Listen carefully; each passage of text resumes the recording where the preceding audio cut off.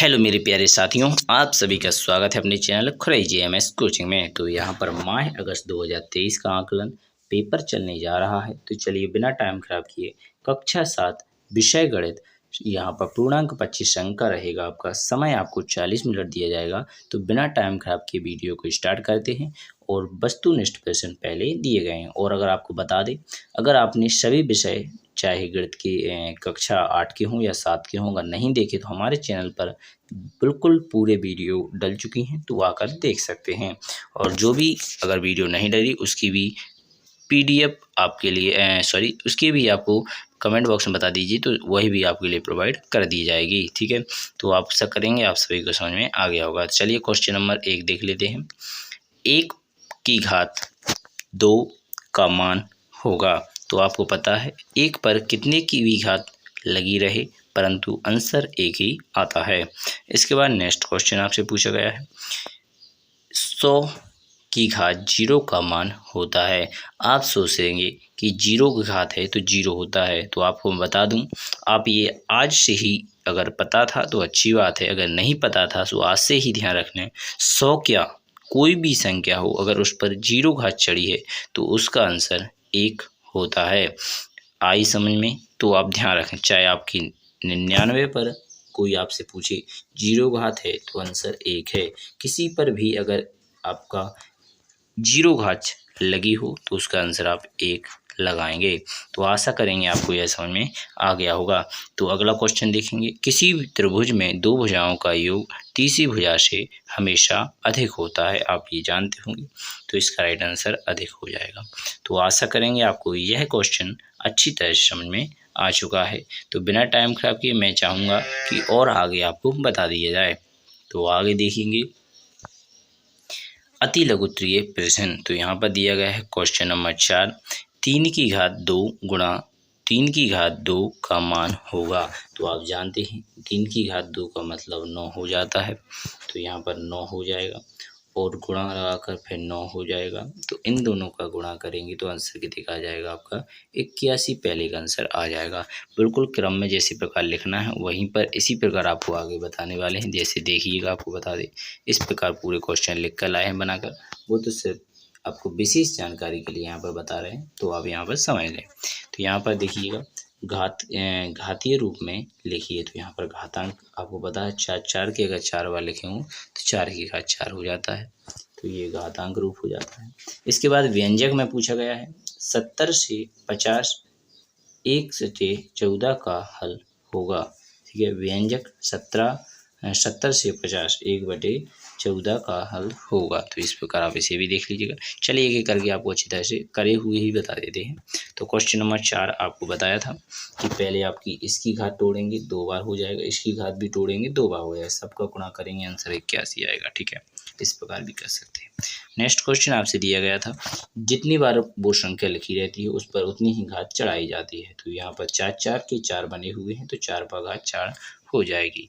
आशा करेंगे समझ में आ गया होगा। नेक्स्ट क्वेश्चन आपसे पूछा गया था तो इसे भी देख लीजिएगा। तो यहाँ पर पहले 70 में से 50 घटाएंगे तो 20 आ जाएगा और 1/14 आपका लिखा हुआ होगा। 14 का 20 का 1 में गुणा होगा तो 20/14 हो जाएगा। 2 से यहाँ पर काटेंगे तो 10/7 आपका राइट आंसर आ जाएगा। तो आशा करेंगे आपको समझ में आ गया होगा। चलेंगे इसके बाद आगे थोड़ा। ये रहा आपका क्वेश्चन नंबर 7। 6 के बाद अब आते हैं क्वेश्चन नंबर 7 पर।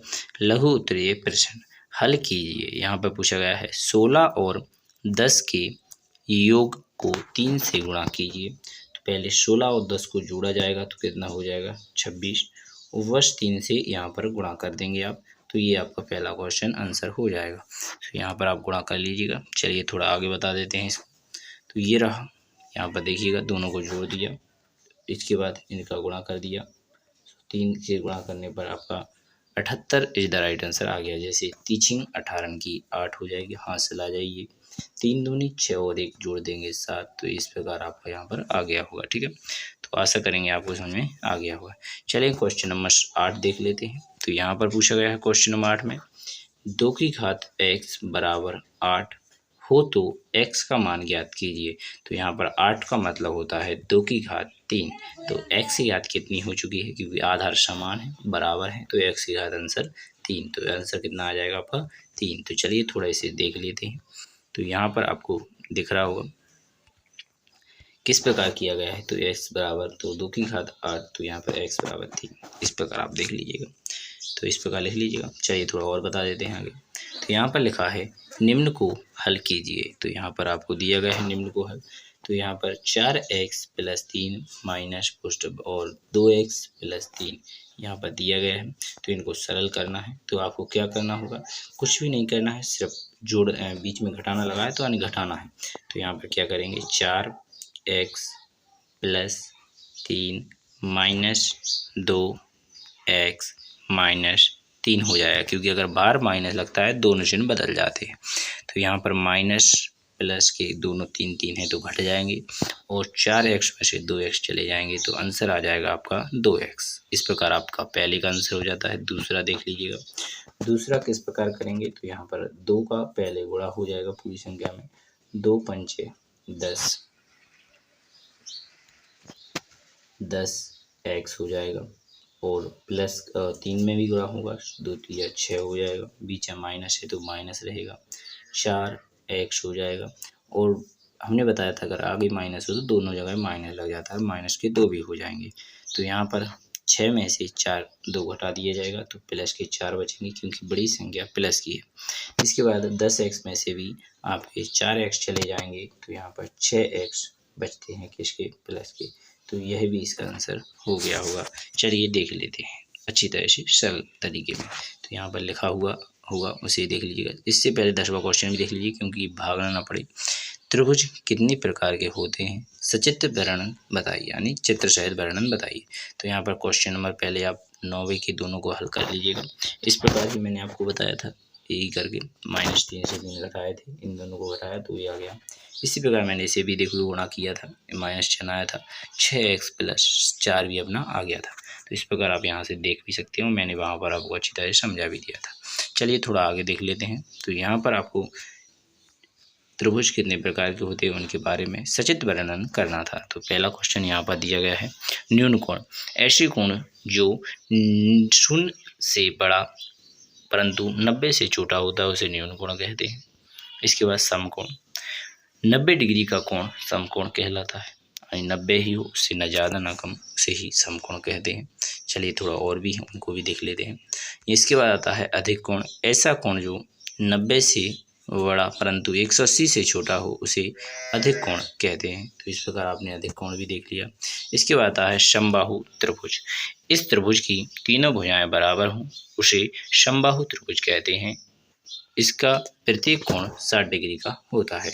तो चलेंगे, आशा करेंगे ये भी समझ में आ गया होगा। ये भुजाओं के आधार पर है, वो कोणों के आधार पर थी तीनों, ठीक है। तो ये रहा पहला। इसके बाद नेक्स्ट आगे देखेंगे, समद्विबाहु त्रिभुज, इस त्रिभुज की 2 भुजाएं बराबर हो उसे समद्विबाहु त्रिभुज कहते हैं। इसकी बराबर भुजाओं के सामने वाले कोण बराबर होते हैं। इसके बाद नेक्स्ट क्वेश्चन, विषम बाहु त्रिभुज, जिस त्रिभुज की तीनों भुजाएं अलग अलग लंबाई की हों उसे विषम बाहु त्रिभुज कहते हैं। इसकी तीनों कोण अलग अलग होते हैं। आशा करेंगे आपको यहाँ पर 6 त्रिभुज हमने बताए आपको, तो 6 ही समझ में आ चुके होंगे। बिना टाइम खराब किए आपको बताना चाहते हैं कि आप अगली वीडियो में आपको और भी अच्छी तरह से कैसे समझाने की कोशिश किया जाएगा। इसलिए जो भी डाउट हो इसलिए जल्दी से जल्दी हमारे चैनल से जुड़ जाइएगा, जिससे आपकी हर एक परेशानी का हल हो सके। धन्यवाद। और अगर पहली बार वीडियो पर आए हैं तो चैनल को सब्सक्राइब करना ना भूलें। जय हिंद, जय भारत।